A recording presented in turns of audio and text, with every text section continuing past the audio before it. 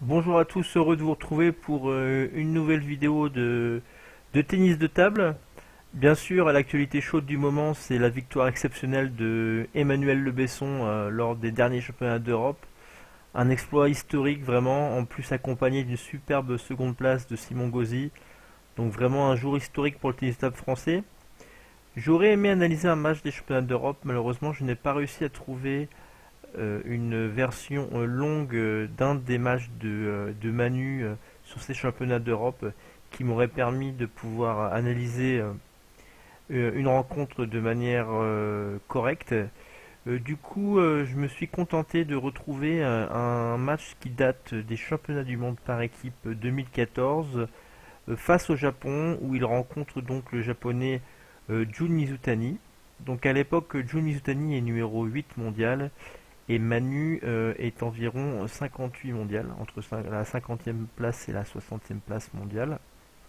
J'ai décidé de vous parler de ce match car c'est toujours des matchs très plaisants contre Mizutani et il me semble que Manu avait délivré un très bon match et j'espère pouvoir un petit peu décrypter les spécificités du jeu de Manu qui l'ont amené aujourd'hui à devenir champion d'Europe.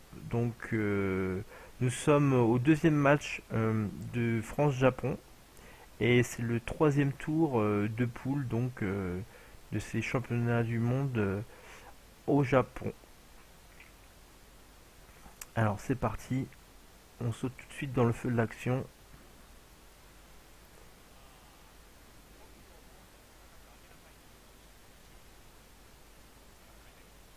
Alors voilà le best qui commence par un service latéral lifté. Comme à son habitude, avec son service latéral soit coupé, soit lifté. Deux services qui ont été payants. Le premier a été remis de manière trop haute par Mizutani et Mizutani a cherché à bananer, comme je dis, le deuxième service, mais malheureusement pour lui, il a loupé la balle.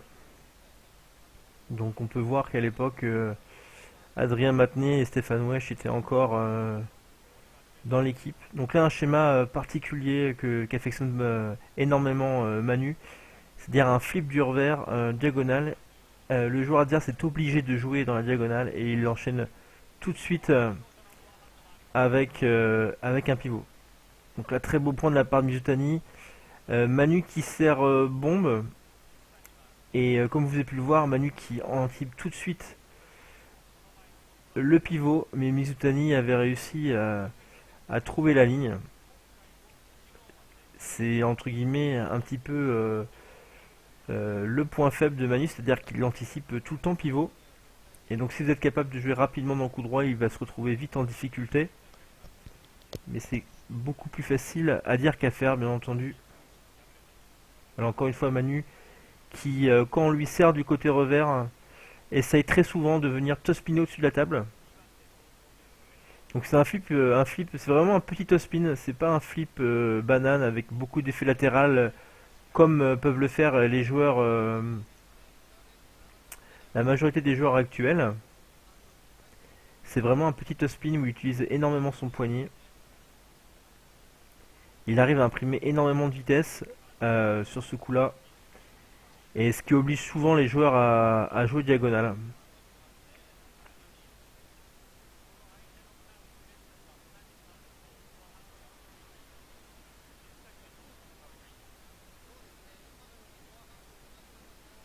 Manu qui insiste sur le service milieu de table pour pas donner trop d'angle à Mizutani. Mizutani qui est venu tendre dans le revers de Manu. Et là on voit Manu qui est quand même relativement gêné parce que c'était comme une balle relativement aisée pour son niveau. Et voilà, encore une fois, on le voit, Manu qui flippe du revers et qui tout de suite tourne autour de son revers et pivote directement.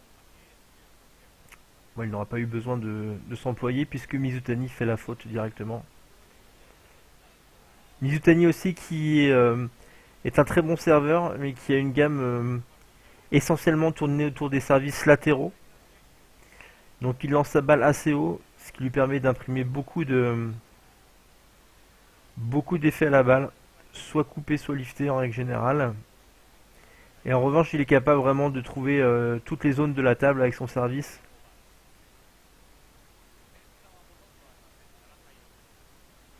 Le Bess pour l'instant qui tient bien le choc et qui arrive à mettre la pression sur la première balle. Voilà, encore une fois,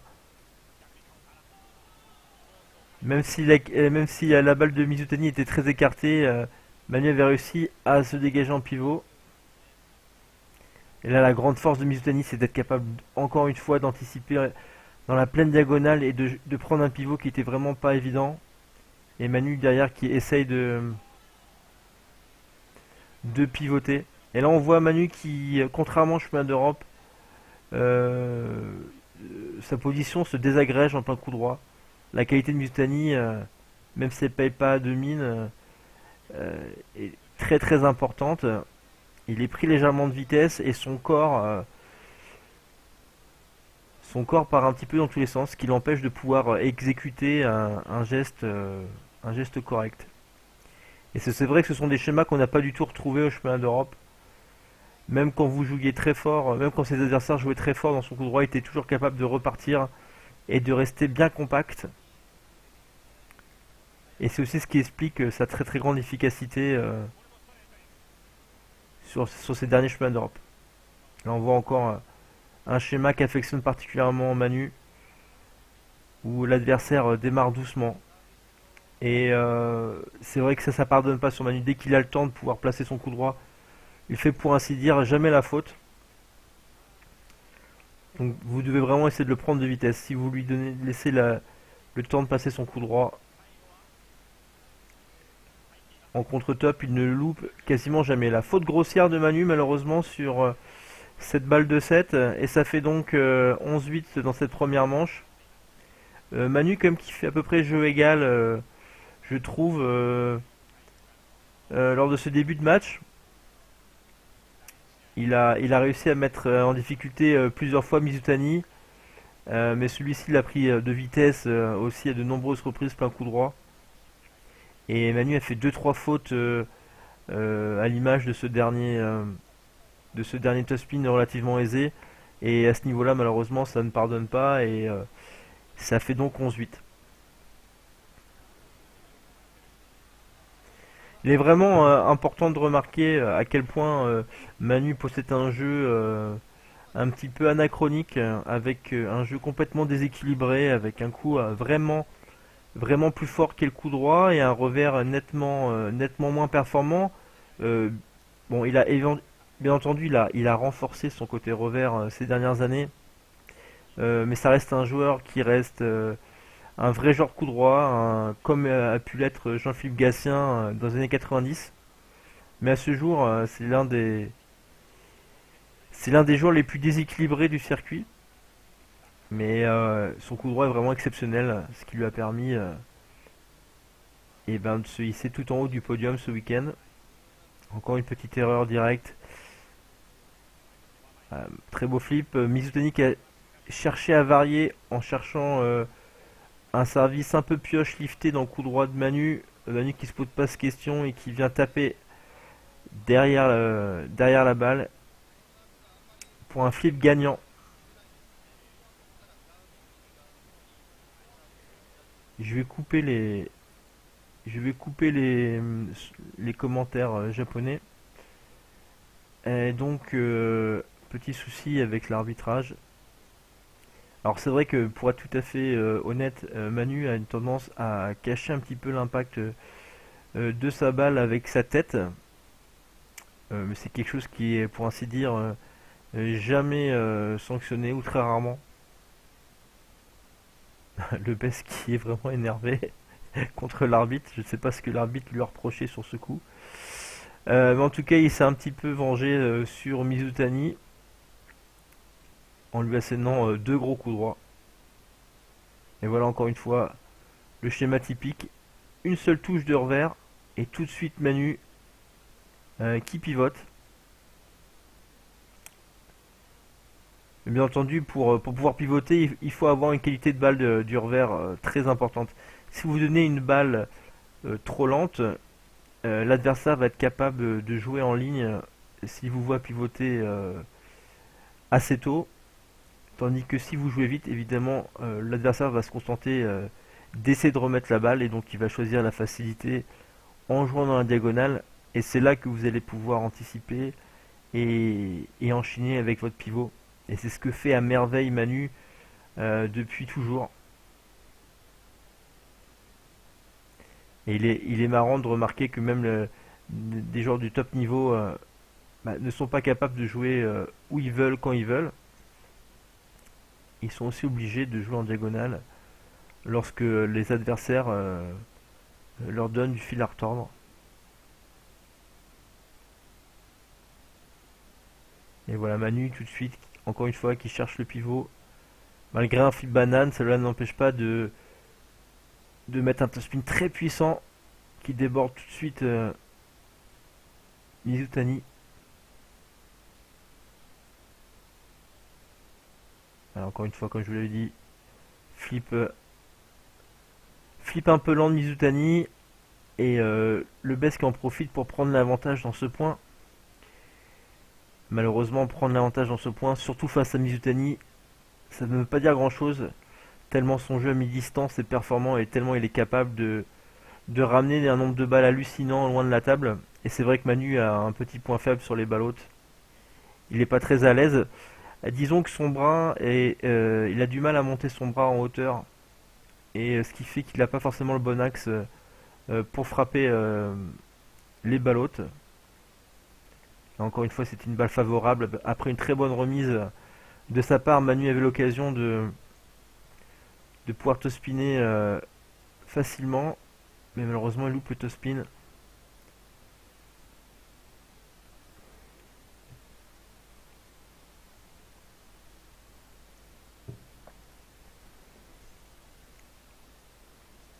Voilà, toujours le même schéma. Alors, on va pas se cacher, regardez jouer le Bess, c'est un petit peu répétitif, puisque ces schémas sont huilés et sont quasiment inchangés pendant le match. Mais ça peut vous donner des idées à vous aussi lorsque vous jouez, même si vous n'avez pas le coup droit évidemment de Le Besson, vous rendre compte qu'il est peut-être possible pour vous d'anticiper les balles. Si vous mettez un petit peu de pression sur votre adversaire, celui-ci va être, comme je le disais, souvent obligé de rejouer dans la diagonale. Et même si vous n'êtes pas Le Besson, votre adversaire n'est pas Mizutani non plus. Donc il y a moyen de prendre de l'avance et de savoir à l'avance ce que va faire votre adversaire. Chose bien entendu primordiale au tennis de table.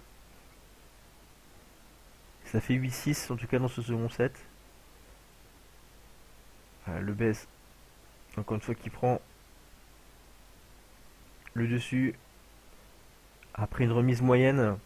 On voit que son service latéral pose énormément de problèmes, comme il avait posé énormément de problèmes à tous ses adversaires lors du championnat d'Europe, notamment Dijas qui a excessivement mal remis et qui s'est contenté de remettre long tout le match.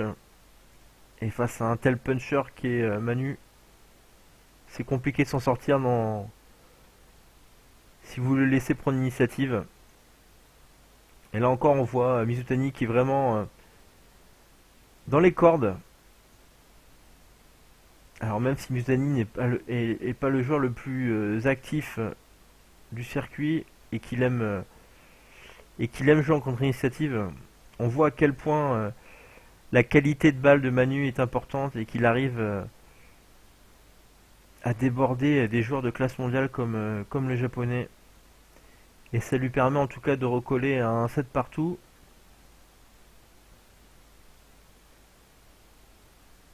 Manu qui ne surjoue pas, qui, qui fait son jeu. Voilà. Manu de toute façon c'est un rouleau compresseur. Euh, Comme je le disais, ces schémas sont huilés parfaitement. Et en fait, ça va être à l'adversaire de trouver les clés pour dérégler la machine, le Besson. Si vous n'arrivez pas à le dérégler, généralement, ce n'est pas lui qui va se dérégler tout seul. puisque son jeu est relativement simple. Service latéral et derrière, recherche du pivot. Si je touche le revers, je pivote tout de suite derrière. Donc l'avantage d'avoir un jeu bien défini comme ça, c'est que généralement on se pose moins de questions puisque on a moins de possibilités dans son jeu, donc on sait clairement quelles sont nos forces et quelles sont nos faiblesses et ce qu'on doit faire pour mettre en œuvre pour essayer de battre l'adversaire. Et ça a toujours été la grande force de Manu. Ah, dommage, c'était encore une remise pas mauvaise, mais pas bonne non plus, qui pouvait permettre à Manu d'attaquer franchement avec son revers comme il le fait si bien. Là par contre c'est beaucoup mieux remis. Ah c'est dommage, là 2-0 pour Mizutani avec deux schémas favorables pour Manu. Manu il s'en veut. Un petit peu plus démonstratif qu'à l'accoutumée, en tout cas plus démonstratif que ce week-end où il a été imperturbable durant toute la compétition.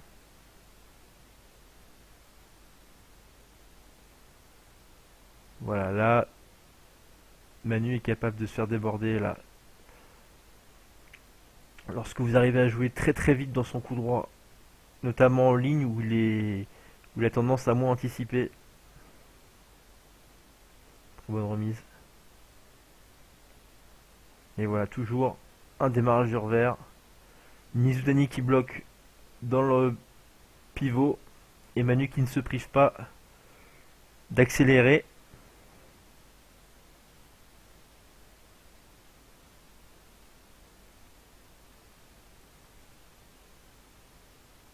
Et quand on voit jouer Mizutani là sur ce match, on n'arrive pas à deviner qu'il y a un tel écart de classement entre ces deux joueurs. C'est un match très équilibré et on voit Mizutani pour l'instant qui n'a pas les clés pour, euh, pour empêcher le Best de mettre son jeu en place.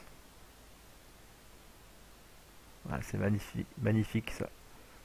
C'était plutôt une bonne remise, mais même quand vous arrivez à remettre correctement, même si la remise est basse, avec son petit coup de poignet envers, il est capable de raccrocher la balle très fortement et d'imprimer énormément de vitesse à celle-ci. Et voilà, d'un coup de raquette, il a pris de vitesse le gaucher japonais. Bon premier top spin de Mizutani, un poil lent mais qui était plutôt bien placé au ventre.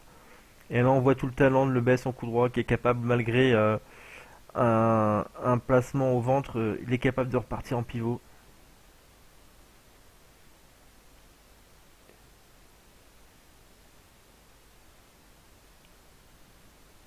Ah, le bras qui était légèrement trop près du corps sur ce coup-là. Il n'a pas réussi à se dégager suffisamment vite. Et la balle qui accroche le filet, c'est dommage encore une fois. Comme vous pouvez le voir, il y a 4-4. Et pour l'instant, Mizutani n'a rien fait. 5-4 même. C'est Manu qui fait les fautes. Mizutani qui n'a pas d'autre choix que d'espérer que le français fasse des erreurs.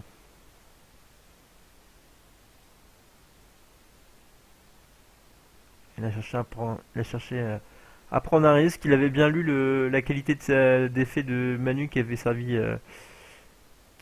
lifté. Mais la balle lui échappe.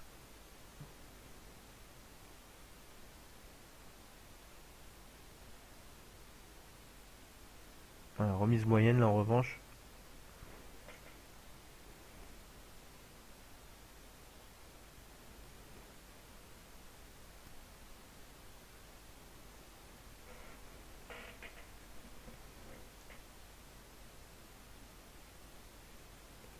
Ah, deux fautes, deux remises mauvaises. Une faute directe, une balle beaucoup trop haute. Et ça fait 7-5. Vous voyez l'importance, comme je le dis souvent, de la remise de service à 11 points. Si vous donnez 2-3 points directement en remise, ça coûte beaucoup trop cher. Missoni qui essaie de varier, qui essaie de trouver le plein coup droit de Manu avec une remise très tendue. Mais Manu veille au grain et il adore démarrer en ligne lorsque vous lui remettez dans son plein coup droit.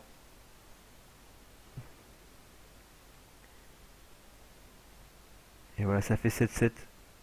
Voilà, dès que Manu ne fait pas la faute sur la première touche de balle, il gagne le point. Mizutani, malgré sa qualité de bloc, n'est vraiment pas à l'aise. Et voilà, encore une troisième faute en remise.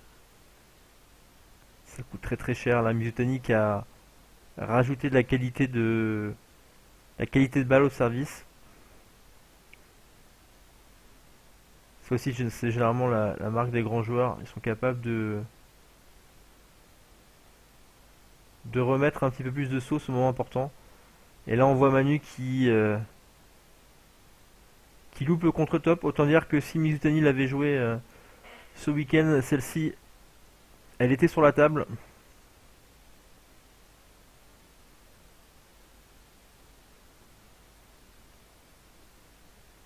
Et voilà Manu qui avait encore pris le dessus avec un démarrage euh, en pleine ligne. Mizutani qui s'en sort bien, qui ne peut remettre qu'une balle relativement lobée, très très longue, très profonde dans le revers de Manu. Manu qui n'est pas un adepte du schéma plein coup droit reverse, c'est pas son schéma favori, loin de là. Et comme je vous l'ai dit, il a du mal à jouer les balles qui sont un petit peu hautes, et d'autant plus en revers où il est légèrement penché en avant et il n'est pas capable de vraiment de remonter la raquette et de s'adapter à toutes les hauteurs de balle, contrairement à un Stéphane Wesh par exemple qui est beaucoup plus souple. Et encore une faute de remise. Vous voyez, il perd le 7-11-8 et on se demande un petit peu comment. C'est lui qui a été aux commandes des échanges la grande majorité du temps. Mais voilà, 3-4 fautes en remise font la différence.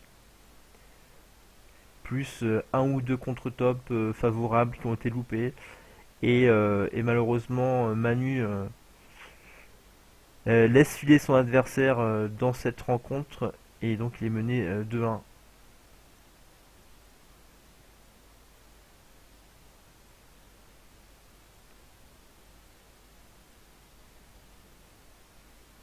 Donc là, il est intéressant de voir que les commentaires japonais sont beaucoup plus pointus que les nôtres. Ils ont même la palette comme sur Canal Plus pour le football.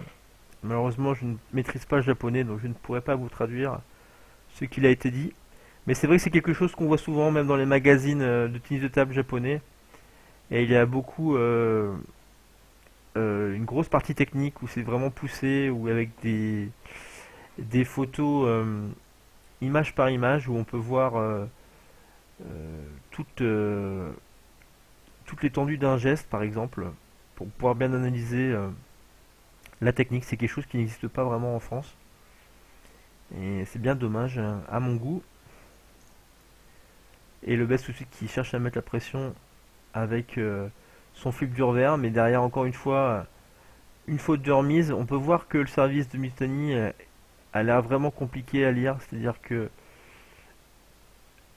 la différence de geste est infime, mais entre un service coupé et un service lifté, mais la quantité d'effet est telle que si vous faites une petite erreur sur l'inclinaison de votre raquette au moment du contact de la balle, et ça engendre la faute.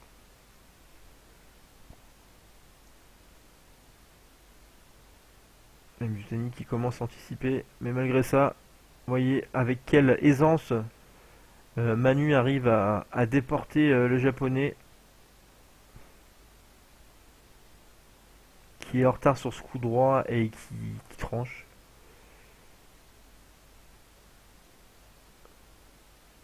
Alors ça c'est un schéma particulièrement dur à faire. Lorsque vous mettez beaucoup d'effets au service, comme peut le faire Mizutani, et que votre adversaire arrive à remettre court, généralement il vous rend l'effet. C'est-à-dire que la quantité d'effets que vous avez imprimé dans votre service, eh ben, votre adversaire vous la redonne. Il est excessivement compliqué de remettre court à nouveau. Et du coup la balle, comme il s'est passé là, a tendance à monter. Voilà, quel échange incroyable. Oh là là. Et on voit Et on voit un Manu ultra solide en top sur top, comme il a pu l'être à Budapest la semaine dernière. Et même contre un joueur de classe internationale comme Mustani, il prend le dessus. Car il prend toujours la balle devant lui, il ne se laisse jamais déborder. Et du coup, il est capable tout le temps de mettre une pression incroyable. Mizutani qui a tendance à prendre la balle en phase descendante et à plus remettre la balle, qui excelle dans ce domaine. Mais il a plus un profil à Stéphane Wesh avec un top sur top un peu passif, contrairement à Lebes qui est ultra agressif sur tous ses coups de raquette. Et Manu qui se détache lors de ce quatrième set 5-2. Et on voit à quel point Manu domine dans le jeu. À l'heure actuelle, la différence se fait sur le service et la remise. Dès que Manu arrive à ne pas donner de points gratuitement en remise, tout de suite ça se passe beaucoup mieux. Ah, très bien Sardine, même moi je l'avais vu lifter celle-ci. Elle a été coupée. Et Manu s'est laissé abuser. Je trouve Mizutani légèrement mou. Je trouve que physiquement il est pas au taquet. Là sur ce pivot, il a clairement été beaucoup trop lent pour se tourner. Alors qu'il avait anticipé déjà la balle de Lebes. Lebes qui se précipite par contre sur ce pivot. Après, bien entendu, avec la prise de risque maximale qu'il prend à chaque coup, il est obligatoire que par moment il fasse des fautes.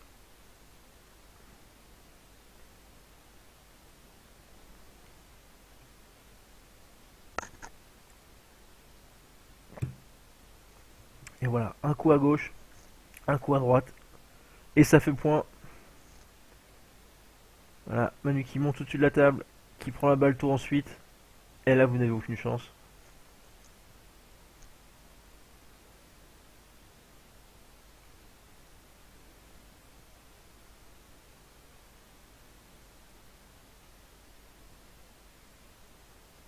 Voilà, comme je vous l'ai dit, le toss-spin rotation dans le plein coup droit de Manu, c'est sens interdit. Je peux vous dire que j'en ai fait les frais. Moi, le toss-spin rotation, c'est toute ma vie entre guillemets, et malheureusement sur le BES, eh ben, je me fais corriger à chaque fois. Et là, on note que Mutani a changé de service avec un service rentrant.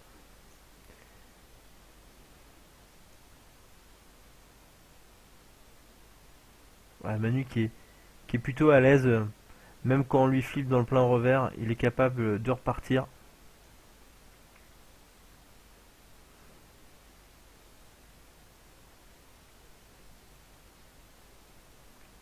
Une bonne remise courte de Mutani. Manu qui fait la faute, mais l'intention était bonne. Ah, ça c'est très bien. Très bien remis. Mizutani qui avait anticipé la remise longue dans le pivot. Et Manu d'un petit coup de poignet dépose la balle court coup droit. Et Mizutani qui est beaucoup trop lent et beaucoup trop loin de la balle pour espérer la remettre. Et là on voit Mizutani qui se mouche. Peut-être un peu malade. C'est vrai que je le trouve vraiment mou sur ce match. Vraiment très passif. J'espère que Manu saura en profiter à la belle. En tout cas, je trouve qu'il a toutes les clés pour s'imposer sur ce match. Il va falloir vraiment être attentif à ce que fait son adversaire avec son service. Et donc du coup, être vraiment attentif en remise afin de ne pas donner de points gratuitement. Puisque dès que Manu arrive à lancer l'échange, Mizutani est très vite débordé. Et donc on se retrouve. Et là vous voyez toutes les stats. Donc je sais pas ce que ça veut dire. Peut-être que c'est le nombre de touches de balle. Et en tout cas c'est vraiment intéressant. J'aimerais vraiment connaître ces chiffres. On est vraiment un sport qui est assez peu pointu, je trouve, sur tout ce qui est statistique et compagnie. Butani qui commence à se plaindre. Pas trop de solutions.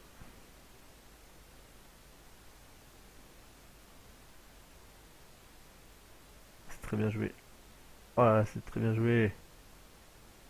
C'était très bien remis de la part de Mizutani, mais ensuite Manu avait quand même réussi à démarrer. Mizutani avait réussi à repartir, mais Manu avait réussi à encore une fois à anticiper plein coup droit et avec un petit geste de l'avant-bras à déborder son adversaire. Et ouais, toujours ce service très gênant. La grande force de Mizutani, c'est la longueur de son service, une longueur quasi parfaite. Ni trop court, ni trop longue. Ce qui fait qu'il est pas facile de remettre court, mais vous pouvez pas non plus démarrer dessus. Ce qui vous oblige à remettre long pour la plupart du temps et à lui donner l'initiative. Mais là, c'est pas le cas avec Manu qui fait encore une très bonne remise et qui se détache 3-1, service à suivre. Ce serait le moment de faire le break.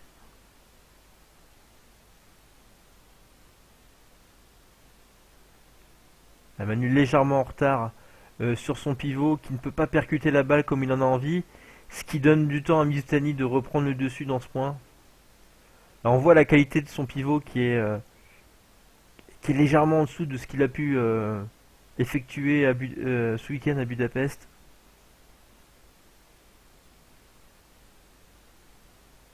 Mizutani qui est vraiment très lent décidément. Une balle qui aurait dû être jouée avec le coup droit puisqu'il était plutôt milieu coup droit. Et Mizutani est un petit peu trop lent sur les jambes qui décide de la jouer en revers sans trop se dégager. Et la balle atterrit dans le filet très logiquement.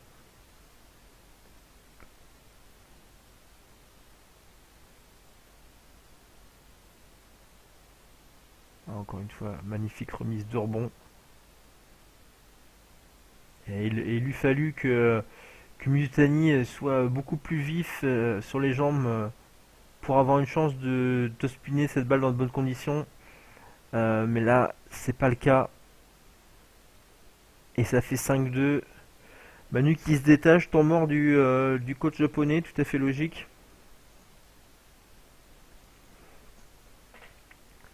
Manu, il a vraiment toutes les cartes en main, là, faut pas qu'il craque. Faire jouer son adversaire, ne pas prendre de risques inutiles, puisque Mizutani a vraiment l'air d'être en dedans sur cette rencontre.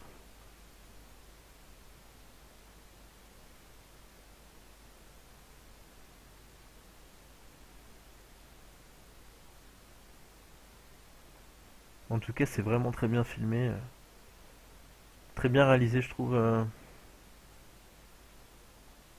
chez nos amis japonais. Ça fait plaisir de voir du tennis de table filmé ainsi.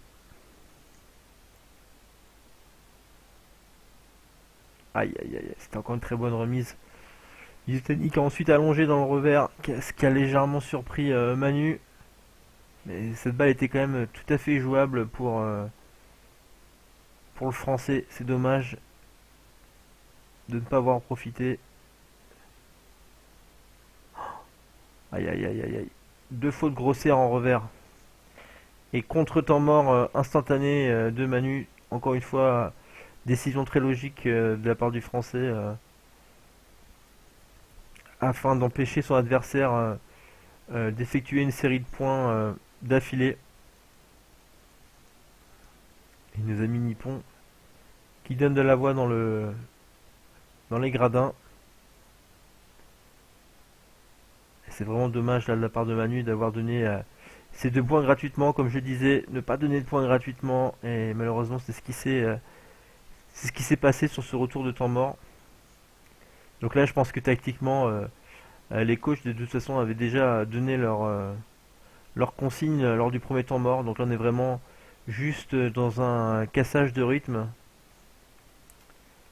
Il n'y a pas vraiment de points tactiques, à mon avis, à revoir à ce moment-là de la partie.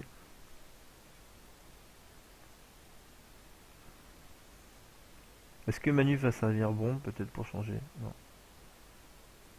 On remarque que Manu, après s'être fait entre guillemets calmer lors du second point du match, au tout premier set, où Mistani avait complètement anticipé son service bombe. Du coup, Manu, pour l'instant, n'a pas récidivé, n'a pas tenté de surprendre à nouveau son adversaire. Oh là là, ça c'est très très très beau. Un service qui était vraiment plein coup droit. Manu qui s'est retrouvé légèrement loin de la balle, donc geste technique difficile à effectuer, mais c'est parfaitement fait. Mizutani qui n'était pas du tout prêt à jouer cette balle. Aïe aïe aïe, énormément d'effets là. Très très coupé, Manu qui plante la remise. Bas du filet. Et voilà, sur ces derniers points, Manu a donné 4 fautes directes. Pour ainsi dire, Mizutani n'a rien fait.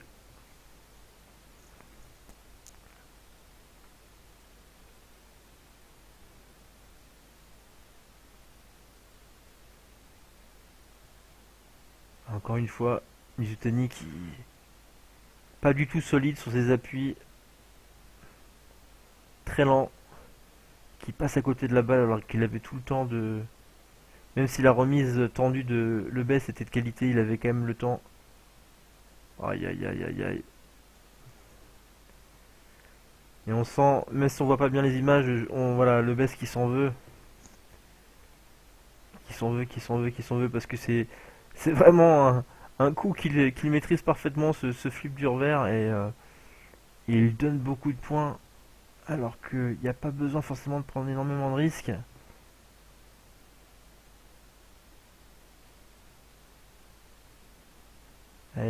Yutani qui n'arrive pas à mettre deux balles sur la table, alors que normalement c'est quand même son point fort, la capacité de toujours remettre un grand nombre de balles sur la table.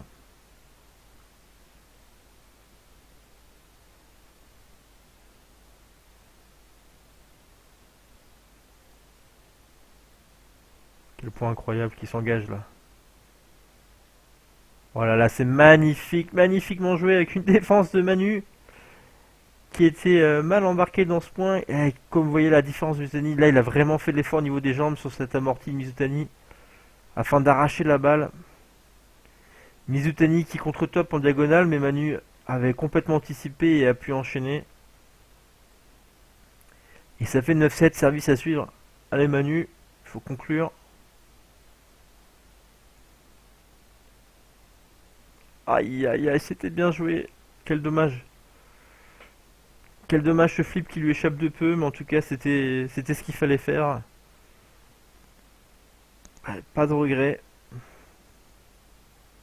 Il y a aussi la possibilité de faire un petit flip porté dans le revers, mais ce n'est pas ce qu'affectionne le plus Manu.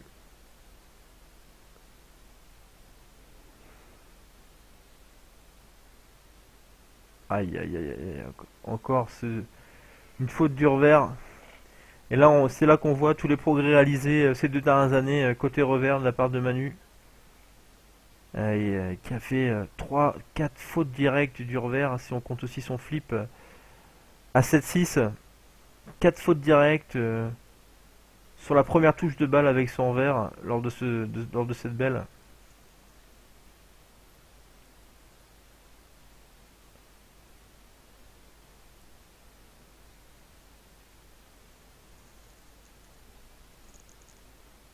Yusini qui avait décidé de revenir sur son pioche.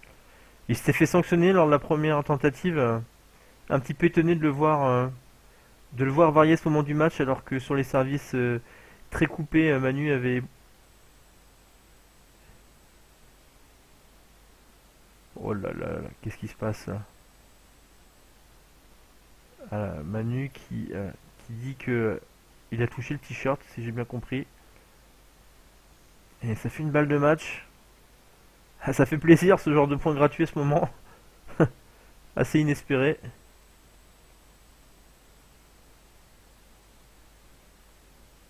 Oh là là là là là là là là là là là là là. Manu qui avait réussi à se dégager après un premier bloc du revers. Et la balle qui lui échappe alors qu'il adore ça. Ah, c'est vraiment le genre de point, le genre de faute qui peut s'expliquer peut-être par la tension du moment. Car techniquement, ce n'est pas. C'est un coup qui ne pose logiquement aucun souci à Manu.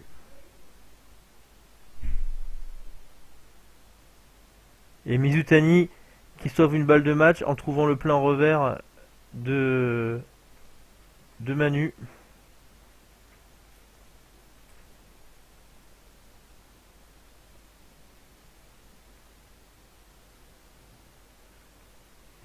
Première balle, première balle de match pour le japonais.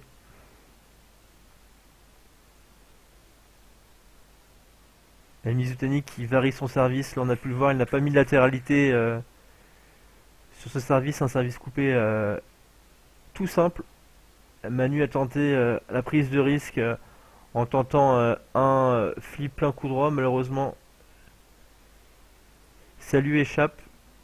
Et je vais conclure donc sur cette courte défaite de Manu. J'espère qu'en tout cas cette vidéo vous aura plu et vous aura permis de connaître un petit peu plus en détail le système de jeu d'Emmanuel Le Besson, donc le tout nouveau champion d'Europe. Et si vous êtes amené à revoir des matchs de ce week-end, cela vous permettra de voir un petit peu l'étendue de l'évolution du jeu et des progrès de Manu qui ont été effectués ces 2 dernières années, notamment du côté revers. En tout cas, j'espère que vous avez aimé ce contenu et j'espère vous en proposer beaucoup d'autres très rapidement. A très bientôt et vive le ping!